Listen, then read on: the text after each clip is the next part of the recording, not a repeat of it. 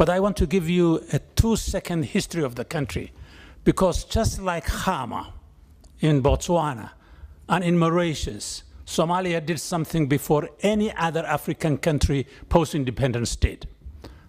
Somalia was the first place in this continent, from Cairo to Cape, from Mogadishu to Dakar, where there was a democratic change of government several times in the 1960s, when the rest of the continent was wrecked by coups and single-party states.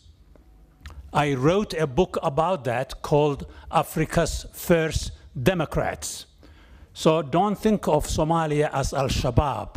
Think of President Osman and Prime Minister Hussein, who set the tone for what it means to be a democratic, free, and an African country.